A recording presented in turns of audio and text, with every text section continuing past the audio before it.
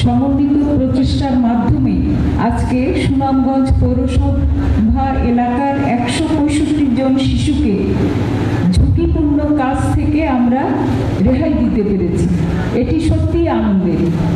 তবে পাশাপাশি আমি এটিও অনুরোধ করব যেন এই শিশুরা ভুলে না যায় যে তাদের নিজেদের কাজ নিজেদেরই করতে হবে।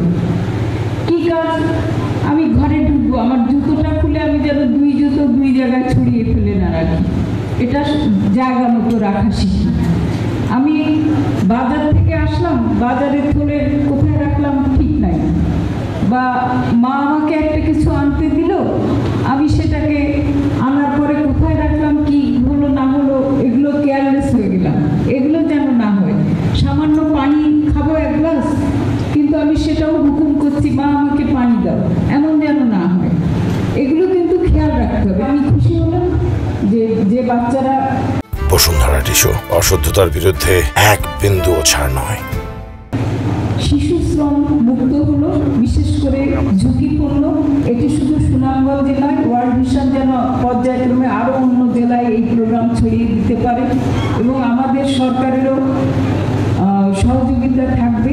আমি শ্রম মন্ত্রণালয়ের আমন্ত্রণে শ্রীমঙ্গলে গিয়েছিলাম একটি কর্মশালায়। সেখানে চা বাগানের মহিলা শ্রমিকরা যে কাজ করেন তাদের কর্মস্থলে অনেক দূরে ওয়াশরুম, বা বৃষ্টি যখন হয় তখন তাদের মাথায় কোনো প্রোটেকশন থাকে না, পায়ে তো তারা জুতো পরেনি না, হাতেও কোনো কিছু পরার তাদের কোনো ব্যবস্থা নেই।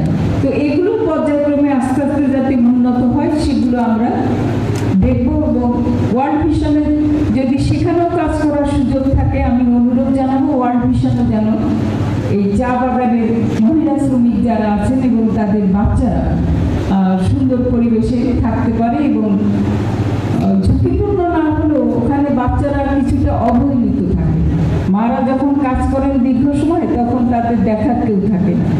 আর মাদের যেটা অভাব সেটা হচ্ছে ওয়াশরুমের অভাব, স্যানিটারি সামগ্রীর অভাব। এগুলির প্রতি নজর দেওয়া যদি ওয়ার্ল্ড ভিশনের সম্ভব হয়